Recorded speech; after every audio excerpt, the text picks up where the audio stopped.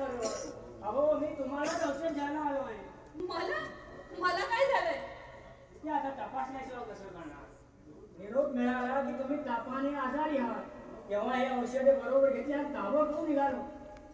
अहो पण मला काही झालेलंच नाहीये, मग औषधं कशाला घेऊ? बरं बसा तुम्ही, मी चहा करते, तो घ्या आणि जा. मी कोणाकडे काही घात पीत नाही. शेवटी माझी फेरी फुकट गेली म्हणायची. तो निरोप सांगणारा मला भेटायला पाहिजे. हल्ली नजर जरा कमी झाल्यामुळे हे सगळे घोटाळे होऊ लागले.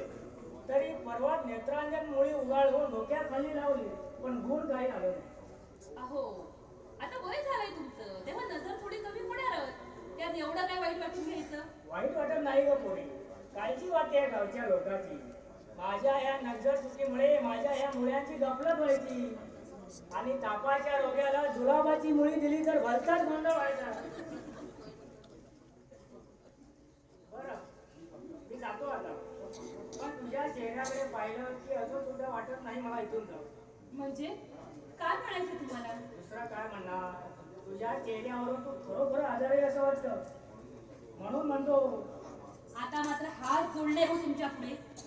जोडले त्या नवं काय, मी वडीलच आहे तुझ्यापेक्षा. हवं तर तुझ्या वडिलाच्या जागेवर समज मला. तुझा हात घे बघ माझ्या हातात, नाणी बघू दे. नाणी बघून अजून विधान करतो. बरं बरं, जशी आपली मर्जी. आता मात्र खात्री पडते माझी, तू निरोप सांगणारा मला भेटायला पाहिजे होता. अरे बापरे, आता आठवण झाली मला त्या रवीच्या घरी बोलवलं होतं आणि मी इथं आलो. हे असं होतं नजर चुकीमुळे. बरं पोरी, येतो मी. तब्येत बिघडली तर ताबडतोब कळव, काही संकोच बाळगायचं नाही. बरं या. घेऊन घे, उपयोगी येईल.